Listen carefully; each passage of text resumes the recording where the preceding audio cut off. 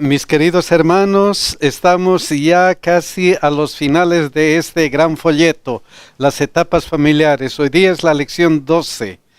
Y no se olviden que si desean una copia gratuita de la presentación en PowerPoint, visiten escuelasabatica2000.org. Y si les gusta, pongan me gusta y compartan con aquellas personas que ustedes ven que necesitan escuchar la palabra de Dios. El título para hoy día es ¿Qué han visto en tu casa? ¿Qué han visto en tu casa?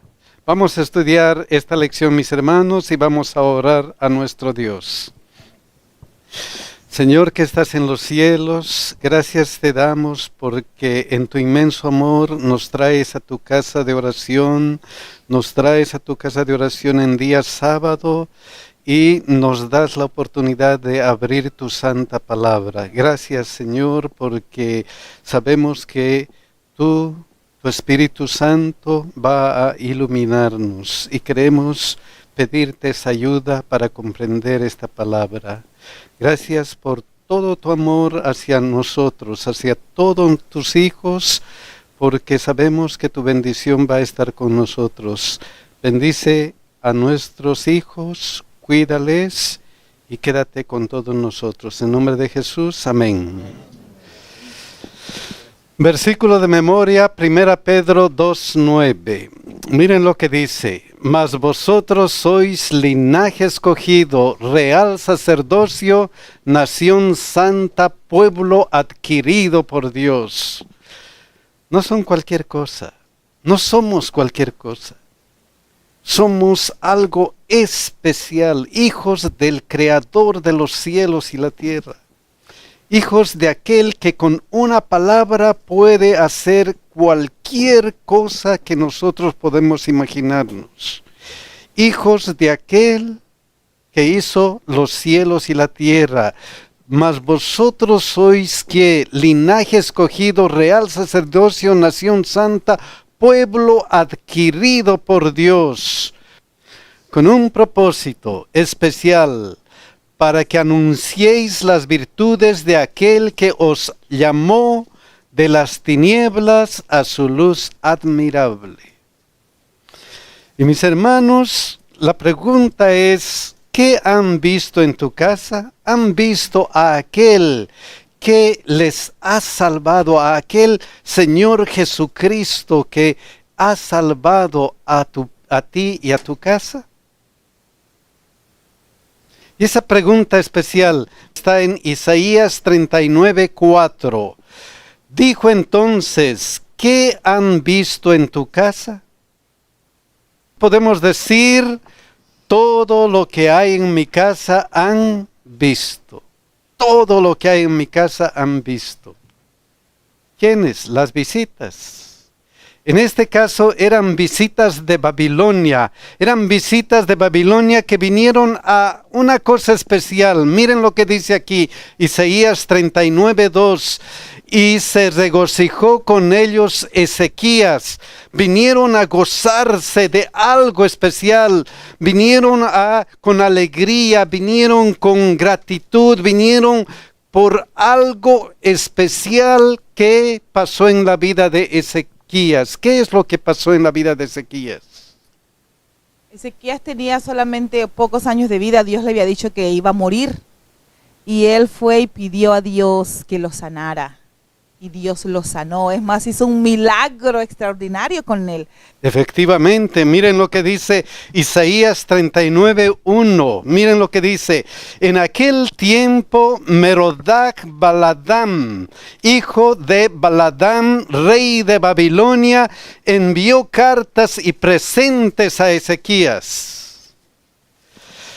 porque supo que había estado enfermo y que había convalecido. Ellos habían venido a regocijarse, habían venido a alegrarse junto con Ezequías. ¿Por qué? Porque él estaba gravemente enfermo. ¿Y qué pasó? Y fue sanado.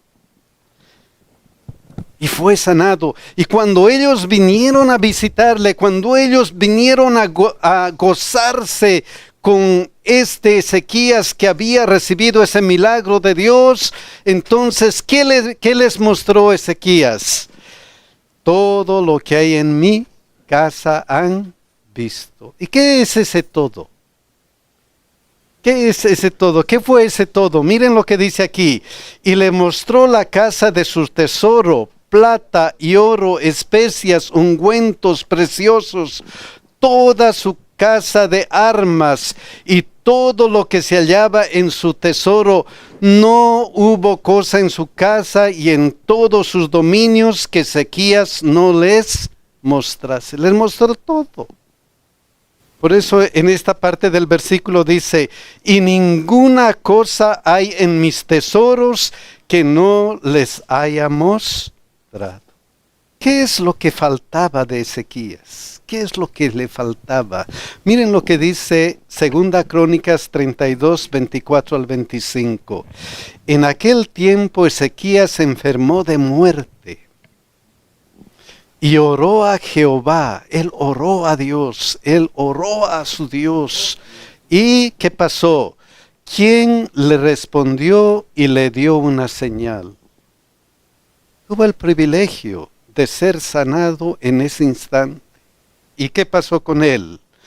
Mas Ezequías no correspondió al bien que le había sido hecho. Qué triste con él. Y a veces eso es lo que nos ocurre a nosotros. Cuando estamos bien enfermos, oramos a Dios. Oramos, Señor, me he de consagrar a ti, te he de dar todo lo que tengo, te he de dar todo mi ser. Señor, solamente sálvame. Y a veces Dios hace ese milagro. Pasa un tiempito y nos olvidamos de quién, de Dios, como pasó con Ezequías. No correspondió. Qué pena que a veces sucede. Y a veces, ¿qué es lo que sucede? Sino que se enalteció su corazón y vino la ira contra él y contra Judá y Jerusalén. Se enalteció su corazón, mostró a otros no lo que Dios había hecho por él, sino aquí están mis tesoros, aquí está mi plata, aquí está mi oro, aquí está todo lo que tengo. Se enalteció, ¿qué cosa? Su corazón. Se enalteció su corazón. Qué pena. Entonces, nosotros tenemos que tomar en cuenta esto que dice en Efesios 2, 4 al 6. Toda la vida, todo el tiempo, nosotros tenemos que tomar esto. Pero Dios, que es rico en misericordia, por su gran amor con que nos amó, aun estando nosotros muertos en pecado, no solamente físicamente, como Ezequías, sino muertos en pecado. ¿Qué es lo que pasó? Nos dio vida juntamente con Cristo, por gracia sois salvos, y juntamente con Él nos resucitó, asimismo nos hizo sentar en los lugares celestiales con Cristo Jesús. Es nomás la gracia de Dios que nos mantiene en cada momento. El amor infinito de Dios que trata de hacer que nosotros estemos consagrados hacia Él. Entonces, lo primero, ¿qué han visto? ¿Qué han visto en tu casa? Que debemos compartir nuestra fe. Debemos compartir nuestra fe. ¿A quién primero? A la familia, dicen mis hermanos. Miren lo que sucedió, Juan 1, 40 al 42. Andrés, hermano de Simón Pedro, era uno de los que había oído a Juan y había seguido ¿a quién? A Jesús. Oh, Andrés estaba contento y feliz porque había aceptado ¿a quién? A Cristo Jesús. ¿Y con quién compartió esas buenas nuevas? ¿Quién necesitaba saber que él estaba feliz, que él había tenido un encuentro con Jesús? ¿Quién necesitaba saber? Miren, Este halló primero a su hermano Simón y le dijo, ¿qué cosa? Hemos hallado al Mesías, que traducido es el Cristo. Qué maravillosa oportunidad. Ahí estaba su hermano, mira, Cristo me salva, Él es mi Salvador y aquí está, Él es el que nos va a salvar. ¿A quién primero? A los miembros de nuestra familia. ¿Por qué? ¿Por qué a los miembros de nuestra familia primero? Porque ese es el círculo de amor que tenemos. ¿Quién va a decir que no ama a su esposa? ¿Quién va a decir que no ama a su hijo? ¿Quién puede decir que no ama a su hijo? Nosotros daríamos todo por nuestros hijos, por nuestra esposa, daríamos por nuestro esposo, daríamos todo, ¿por qué? Porque le amamos, porque hay ese amor en nuestra vida y es por eso que lo primero que debo hacer, he encontrado a mi Salvador. Me he consagrado a Él, he escuchado la palabra de Dios. ¿Quién más necesita saber de ese amor si no es nuestra familia? ¿Quién más? Porque yo quiero también que Él encuentre a Jesús, que Él sea salvo, que ella sea salvo, que mi hijo sea salvo, que todos los componentes de mi familia sean salvos. Y ellos no van a heredar eso automáticamente. En la casa los hijos ven el ejemplo, pero también hay que inculcarles, enseñarles, tomar el esfuerzo de explicarles. Amén. Y gracias a Dios, en mi caso, mi mamá hacía todos los días y nos explicaba, ¿verdad? Y entonces hasta ahora, ¿verdad? Yo me acuerdo de esas explicaciones, Amén. lo cual está todavía en concordancia a lo que creemos ahora. Es importante enseñarles, tomar tiempo para no más darle ejemplo, sino enseñarles, explicarles con la Biblia. Amén, amén. Mi hermano Armando, y siempre me ha llamado muchísimo la atención la vida de Andrés, porque las pocas veces que se presenta el nombre del apóstol Andrés en la Biblia es trayendo personas ¿a quién? A Jesús. Como usted dice, primero empezó con quien él fue discípulo de quién, de Juan el Bautista. Después conoce a Jesús y no se puede quedar quieto, no se puede quedar callado, sino que es lo que tiene en su corazón, va y lo lleva y trae a su hermano y le dice a Pedro, he encontrado al maestro, y trae a su hermano a Pedro. Después vemos a Andrés con el jovencito, con los panes de cebada, los 5 panes de cebada y los 2 peces, trayéndolo a Jesús. Después cuando los griegos vienen a visitar a Felipe, se saquen Andrés trayendo a los griegos a Jesús. Él de lo que tenía, él lo único que quería compartir, lo que quería dar es lo que llenaba su corazón de esperanza, de seguridad, de felicidad, y es traer gente a los pies de Jesús, que vivieran la misma experiencia que él había vivido con Jesús. Amén, amén. Oh, mis hermanos, qué interesante historia. Y luego que le dijo esto, hemos hallado al Mesías, que traducido es el Cristo, y le trajo ¿qué? Y le trajo a Jesús, y mirándole Jesús dijo, tú eres Simón, hijo de Jonás, tú serás llamado Cefás, que quiere decir ¿qué cosa? Pedro.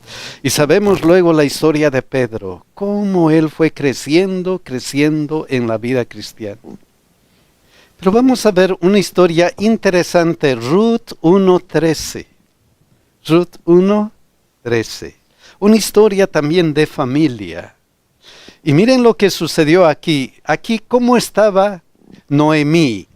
¿Habíais vosotros de esperarlos hasta que fuesen grandes? ¿Habíais de quedaros sin casar por amor a ellos? Hablando de sus hijos que habían muerto. Y hablando a quiénes, a sus nueras.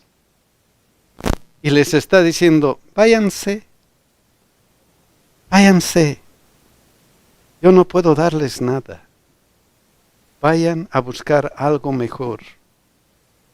Y lo que continúa diciendo, no, hijas mías, ¿qué mayor amargura tengo yo que vosotras?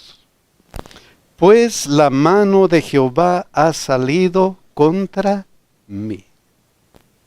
Un momento especial para Noemí. estaban viviendo una crisis religiosa. Realmente una crisis religiosa. Jehová, ¿qué cosa? Jehová ha salido contra mí. Yo no sé qué está pasando, pero estoy viviendo un momento muy triste, muy triste. Y lo grande de toda esta historia es ¿qué cosa? Es esto, Ruth 1:16. Aun cuando en esta historia, aun cuando Noemí está mostrando el lado oscuro de Dios, según ella, un lado oscuro de Dios, un lado en el que Dios no le bendijo, en el que Dios le apartó, según ella se apartó de ella, en el que Dios estaba fuera de su mente, en el que ella estaba pensando que Jehová había estado contra ella en un momento espiritual muy, muy oscuro. ¿Qué sucedió con una de sus hijas? Ruth 1:16, respondió Ruth, no me ruegues que te deje y me aparte de quién, de ti. Porque a donde quiera que tú fueres, iré ¿quién? Yo. Y donde quiera que vivieres, viviré. Tu pueblo será mi pueblo. ¿Y qué? Tu Dios, mi Dios. Yo sé que estás viviendo una cosa especial. Estás teniendo un problema espiritual. Pero yo sé también que Dios bendice. Yo sé también que Dios te ha acompañado toda tu vida. Y que este es un pequeño problema. Por eso yo te voy a seguir. ¿Por qué? Porque yo sé que Dios está contigo. Mi hermano, y esto es impresionante porque este versículo se utiliza para muchos matrimonios, para mí, de la clase de unión. Pero yo me puedo imaginar, o trato de imaginarme, cuál fue la relación y el ejemplo de Noemí durante toda su vida para su nuera Ruth, para que en el momento decisivo ella pusiera el estar con ella, acompañarla, ayudarla por encima de su propia familia, por encima de su propio bienestar, por encima de su propio futuro. Ella simplemente estaba guardando toda la historia que traía. Y muchas veces un incidente en nuestras vidas no dice más que la actitud nuestra frente a una específica situación, pero no dice cuál es el carácter de nosotros. Ella sabía quién era Noemí. Ella sabía qué había aprendido de su suegra. Y en este momento sabía cuánto ella la necesitaba. Y por eso, hermosa, no me pides que te deje. Tu pueblo será mi pueblo. Tu Dios será mi Dios. Tu Dios será mi Dios. Yo sé en quién confías. Yo sé en quién confías. Entonces, lo primero es la familia, el ejemplo que demos en la familia. Efectivamente, miren lo que dice 1 Corintios 7:16. Porque, ¿qué sabes tú, oh mujer, si quizás harás salvo a tu marido? ¿Qué ejemplo de Noemí? ¿Qué ejemplo? ¿Cómo ella hizo que Ruth pueda ser salva? Por su ejemplo. Nada más que por su ejemplo. Luego que dice, ¿o qué sabes tú, oh marido, si quizá harás salva a tu mujer? Y por eso Pablo da un consejo a las familias. 1 Corintios 7, 12 y 14. Miren lo que enfatiza primero. Y a los demás digo yo, no el Señor. Este es mi consejo. Este es mi consejo, no el Señor. Si algún hermano tiene mujer que no sea creyente y ella consiente en vivir con él, no la abandone. Y si una mujer tiene marido que no sea creyente y él consiente en vivir con ella, no lo abandone, porque el marido incrédulo es santificado en la mujer y la mujer incrédula en el marido, pues de otra manera vuestros hijos serán inmundos, mientras que ahora son, ¿qué cosa? Santos. El consejo es, si has aceptado a Cristo como tu Salvador personal, si has aceptado a Cristo como tu único Salvador, y tu esposo o tu esposa no aceptan a ese Cristo, no lo abandones. ¿Por qué? ¿Por qué no lo abandones? Porque ¿qué sabes tú, oh mujer, si quizá harás salvo a tu marido o a tu mujer? Con tu ejemplo, como Ruth, como hemos visto en el caso de Ruth, ¿quién sabe si tú vas a ser salvo a tu esposo o a tu esposa? 1 Pedro 3:1, miren lo que dice: asimismo vosotras mujeres estad sujetas a vuestros maridos, para que también los que no creen a la palabra sean ganados sin palabra por la conducta de sus esposas. Por el ejemplo. Por lo que vimos en Noemí, por ejemplo. Es que en esto de religión, en esto de aceptar a Cristo como personal, como Salvador personal, lo importante es qué cosa, cómo vives, la conducta. Eso es lo importante, cómo reflejas tu amor a Cristo, cómo reflejas tu amor a tu Salvador. Y luego 1 Corintios 7:15, miren lo que dice: pero si el incrédulo se separa, sepárese.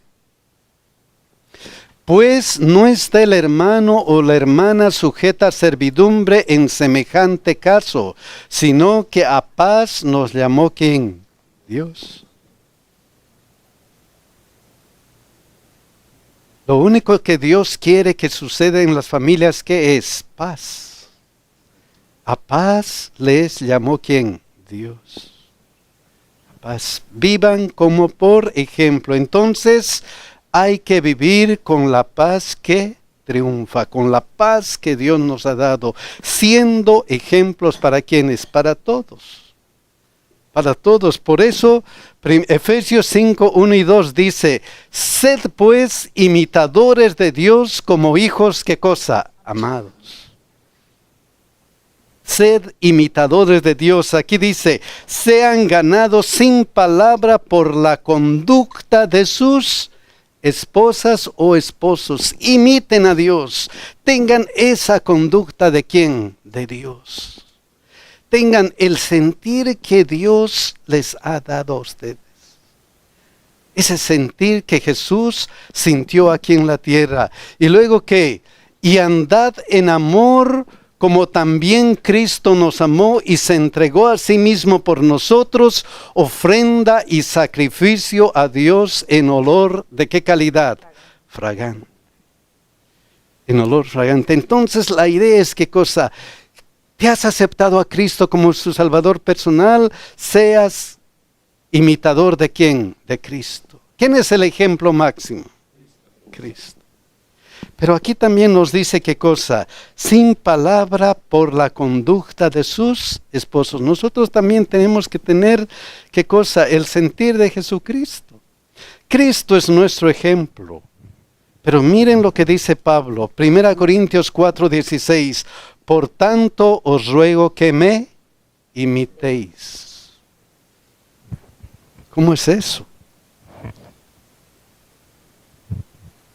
Hay un adagio que dice: dime con quién andas y te diré quién eres. Si nosotros andamos con Cristo, va a haber un poder, hermanos, para poder compartir a los demás. El evangelio es poder, hermano, no es tristeza. Pablo dijo: no me avergüenzo del evangelio porque es poder de Dios. Hermano, y como creyentes en Cristo tenemos que creer efectivamente, como dice el hermano, que el Espíritu Santo va a transformar a nuestra esposa, el Espíritu Santo va a transformar a nuestro esposo. Tenemos que creer que vamos a tener esa transformación para bien en nuestra familia. Tenemos que creer. Amén, amén. Nuestro ejemplo es Cristo. El niño imita literalmente lo que mamá o papá hacen. El esposo o la esposa va a imitar lo que el otro haga. O sea, si usted estudia, el otro lo va a aprender a hacer. Entonces, si nosotros demandamos a nuestros hijos que hagan las cosas correctas como deben de ser, debemos de empezar por nosotros mismos y agarrar el ejemplo de Cristo. Amén, amén. Siguiendo lo que dice el hermano, qué maravilloso es que Pablo es el que dice eso. O sea, la relación de Pablo era tan estrecha con Jesús que él dice, tú me puedes imitar a mí, porque lo que yo hago es lo que Jesús haría. Entonces yo digo, wow, definitivamente es lo que nosotros tenemos que hacer. De la relación que tenemos con Jesús sea tanta que cuando alguien nos mira, a quien vea sea Jesús. Con Cristo estoy juntamente crucificado, dijo Pablo. Ya no vivo yo, mas Cristo vive en mí. Qué maravilloso ejemplo. Y miren cómo es esa relación. 1 Tesalonicenses 1, 6 y 7. Y vosotros vinisteis a ser imitadores de nosotros y del Señor, recibiendo la palabra en medio de gran tribulación con gozo del Espíritu Santo, de tal manera que habéis sido, ¿qué cosa? Ejemplo a todos los de Macedonia y de Acaya que han creído. Han sido ejemplo de cristianismo. Han sido ejemplo de cristianismo. Por su conducta otros van a llegar a ¿qué? A creer. Por sus relaciones humanas. Miren lo que dice la hermana de White. La influencia social es una fuerza maravillosa. Si queremos, podemos valernos de ella para ayudar a los que nos rodean. ¿Qué influencia podemos tener a los que nos rodean? Entonces, una cosa importante es, hay que compartir la vida cristiana con todos, con otros. No solamente en la familia, no solamente con nuestros hermanos, sino con todos en donde estemos. Y miren lo que dice Romanos 12 y 13 acerca de esto. Compartiendo para las necesidades de los santos. Hay que compartir la vida cristiana y miren el énfasis. Compartiendo para las necesidades de los santos. Practicando, ¿qué cosa? La hospitalidad. Ejemplo. Sean ejemplo, dice. Ejemplo de cristianismo. Y miren lo que dice Isaías 58, 6, 7. ¿Qué es lo que Dios quiere que nosotros mostremos? ¿Qué es lo que Dios quiere que nosotros hagamos como cristianos? ¿Cuál es el ideal? Miren lo que hace estas preguntas. Mas, ¿no es más bien el ayuno que yo escogí? Desatar las ligaduras de la impiedad, soltar las cargas de opresión y dejar ir libres a los quebrantados y que rompáis todo yugo. No es que partas tu pan con el hambriento y a los pobres errantes albergues en casa, que cuando veas al desnudo lo cubras y no te escondas de tu hermano. Entendemos eso que nos dice, ustedes tienen que ser ejemplo, de tal manera que habéis sido ejemplo. ¿Ejemplo en qué? ¿Ejemplo en qué? Mi hermano dice en ayudar a otras personas. Es una religión práctica. Mi hermana dice una religión práctica. A ver si con tu religión práctica puedes ganar a quién, a otros. Para Dios, ¿qué significa esa religión práctica? Para Dios, ¿qué es el significado grande de lo que nosotros decimos religión? ¿Qué es? Miren cómo define Dios lo que significa religión. Santiago 1:27. La religión pura y sin mácula delante de Dios el Padre es esta. ¿Cuál es la religión? ¿Cuál es el significado de religión? ¿Cuál es la definición de religión para Dios? Visitar a los huérfanos y a las viudas en sus tribulaciones y guardarse sin mancha del mundo. Qué interesante. Qué interesante definición. Y cuando Cristo venga con sus santos ángeles, Él va a tener en cuenta su concepto de religión para los que va a salvar. Él va a tener en cuenta ese su concepto de religión. Porque miren lo que dice Mateo 25, 34, 36. Entonces el rey dirá a los de su derecha: venid, benditos de mi Padre, heredad del reino preparado para vosotros desde la fundación del mundo. ¿Por qué? ¿Por qué? ¿Por qué les llama para heredad? ¿Por qué? ¿Cuál es la razón que les llama para heredad? Porque tuvo hambre y me disteis de comer, tuve sed y me disteis de beber, fui forastero y me recogisteis, estuve desnudo y me cubristeis, enfermo y me visitasteis, en la cárcel y vinisteis a mí. Vengan, hereden el reino preparado para ustedes desde la fundación del mundo. Vengan, sean salvos. ¿Por qué? Porque ustedes han vivido de acuerdo a mi concepto de lo que es religión. Y mi concepto de lo que es religión, dice Dios, que es ayudar, visitar y ayudar. Ayuden a las personas que necesitan. A veces no entendemos eso, como los salvados no entendían. Miren lo que dijo Mateo 25, 37 a 39. Entonces los justos les respondieron diciendo: Señor, ¿cuándo te vimos hambriento y te sustentamos, o sediento y te dimos de beber? ¿Y cuándo te vimos forastero y te recogimos, o desnudo y te cubrimos? ¿O cuándo te vimos enfermo o en la cárcel y vinimos a ti? ¿Y Dios qué les responde? Hermano, hay una enseñanza ahí todos lo conocemos aquí, la enseñanza del buen samaritano. Esa es la verdadera religión ahí. Jesús amonestaba a los líderes religiosos que estaban divididos, discutiendo teología. Así estamos nosotros, yo creo. Bueno, yo lo digo por mi experiencia, ¿verdad? Porque estamos hablando de teología, de doctrina, y nos olvidamos de la verdadera religión. Amén, amén. Y a veces nos olvidamos de eso y nos olvidamos de esos conceptos importantísimos. Nos olvidamos de lo que Dios quiere que hagamos. Entonces, ¿qué les dice Dios? ¿Qué les dice Dios? Mateo 25, 40. Y respondiendo el rey les dirá: de cierto os digo que en cuanto lo hiciste a uno de estos mis hermanos más pequeños, a mí lo hiciste. A mí lo hiciste. ¿Has vivido qué cosa? La religión verdadera, la religión que yo te pido.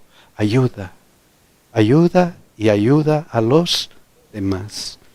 Mis hermanos, que Dios les bendiga y que Dios nos ayude a seguir la religión verdadera en nuestros hogares y en la comunidad donde estamos. Que Dios nos bendiga y nos cuide.